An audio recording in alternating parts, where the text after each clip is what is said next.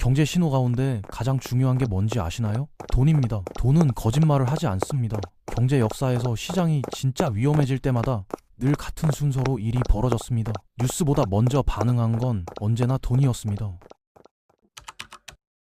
지금부터 제가 드릴 이야기는 무서운 예측이나 개인적인 해석이 아닙니다. 이미 숫자로 찍혀 있고 공식 자료로 확인된 현실입니다. 금융감독원이 발표한 2025년 11월 외국인 증투자 동향을 보면 외국인 투자자들은 한국 주식을 13조 3,730억 원 순매도했습니다. 이 수치는 단순히 많이 팔았다는 의미가 아닙니다. 지난 5월부터 10월까지 이어지던 순매수 흐름이 멈췄고 방향이 반대로 돌아섰다는 뜻입니다. 6개월 동안 유지되던 선택이 한 달 만에 바뀐 겁니다. 그렇다면 이 움직임을 누가 만들었을까요? 영국이 약 4조 5천억 원, 미국이 약 4조 원을 순매도했습니다. 다시 말해 뉴욕 월스트리트와 런던 시티 세계 금융의 중심부에서 동시에 한국 주식시장에서 발을 빼기 시작했다는 신호입니다. 그런데 이게 끝이 아닙니다. 같은 시기 외국인들은 채권을 약 16조 원 넘게 순투자했습니다. 월간 기준으로 보면 역대 최대 수준입니다. 주식에서는 빠져나왔고 채권으로는 들어갔습니다. 이 조합 하나만 봐도 지금 시장이 어떤 생각을 하고 있는지 드러납니다.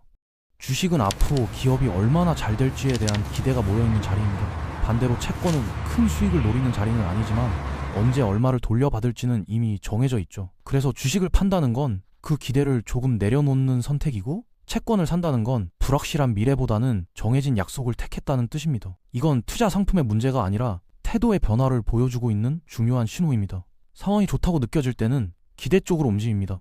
더 벌 수 있을 것 같으니까요. 하지만 미래의 흐름이 잘 보이지 않기 시작하면 선택이 달라집니다. 덜 벌더라도 확실한 쪽으로 몸을 옮깁니다. 지금 큰돈이 하고 있는 선택이 바로 그 장면입니다. 외국인 자금은 감정으로 움직이지 않습니다. 불안하다는 느낌만으로 결정하지 않습니다. 성장률, 금리, 환율 같은 숫자를 전부 놓고 계산한 뒤에 방향을 정합니다. 그리고 그 계산 결과가 지금은 공격할 때가 아니다 라는 쪽으로 기울어 있다는 거죠. 이 흐름에서 환율을 빼놓고 볼 수는 없습니다. 환율은 결과라기보다 신호에 가깝습니다. 경제가 편안할 때는 조용하지만 부담이 쌓이기 시작하면 가장 먼저 반응하는 숫자입니다. 최근 원화를 들고 달러를 사려면 예전보다 훨씬 많은 돈이 필요해졌습니다. 그만큼 우리 돈의 힘이 약해졌다는 뜻입니다. 한국은 에너지와 원자재 대부분을 밖에서 들여옵니다.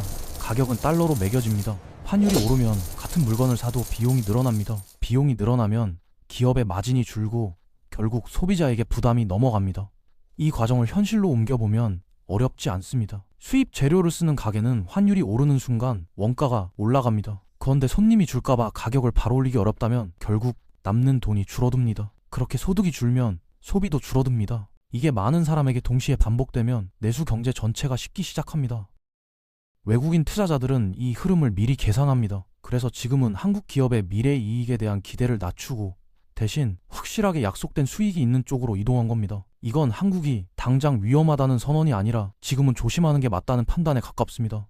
더 중요한 건 이런 판단이 외국인만의 선택이 아니라는 점입니다. 국내 연기금이나 보험사 같은 큰 자금도 조금씩 해외 비중을 늘리고 있습니다. 같은 돈이라면 더 안정적이고 예측 가능한 곳을 선택하는 게 자연스럽기 때문입니다. 한쪽만 움직이면 전략 변화일 수 있지만 여러 주체가 같은 방향으로 움직이면 환경이 달라지고 있다는 신호입니다. 그렇다면 우리 같은 개인은 이 장면을 어떻게 봐야 할까요? 지금을 무조건 나쁘다거나 곧 좋아질 거다로 단정할 필요는 없습니다. 다만 기대만으로 밀어붙이기엔 변수가 꽤 많아진 구간이라는 점은 분명합니다. 이럴 때 필요한 건 두 가지입니다. 첫째, 6개월에서 1년 안에 쓸 가능성이 있는 돈과 투자용 돈을 명확히 나누는 겁니다. 언제든 꺼내야 할 돈이 흔들리면 판단은 급해지고 선택은 나빠집니다. 둘째, 자산이 한 방향에만 쏠려 있는지 점검해 보는 겁니다. 전부 원화이거나 전부 국내에 묶여 있다면 환율이나 시장 변동이 올 때 그대로 영향을 받습니다. 일부라도 달러나 해외 자산이 섞여 있으면 충격의 속도를 늦출 수 있습니다. 이걸 하나의 장면으로 생각해 보면 분명해집니다. 만약 환율이 더 오르고 주식시장이 조정을 받는 상황이 오더라도 준비가 된 사람은 지금 팔아야 하나가 아니라 조금 더 지켜볼 수 있겠다를 선택합니다.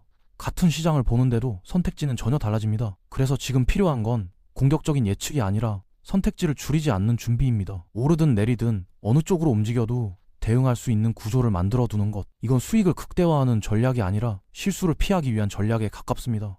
마지막으로 이거 꼭 기억하셨으면 합니다. 뉴스는 이미 벌어진 일을 말해줍니다. 하지만 돈의 움직임은 앞으로 어떤 선택이 늘어날지를 먼저 보여줍니다. 지금 큰돈은 이미 방향을 바꿨습니다. 그 사실을 어떻게 받아들일지는 각자의 선택이지만 돈이 보내는 신호 자체를 무시하기에는 지금 움직임이 꽤 분명합니다. 이 채널은 언제 오를지 맞추는 채널이 아닙니다. 돈이 어떤 선택을 하고 있는지 구조를 살펴보는 통찰을 키워내는 영상들을 제작하는 경제 채널입니다. 이런 방식의 경제 이야기가 필요하셨다면 구독해주세요. 다음 영상으로 찾아뵙겠습니다. 감사합니다.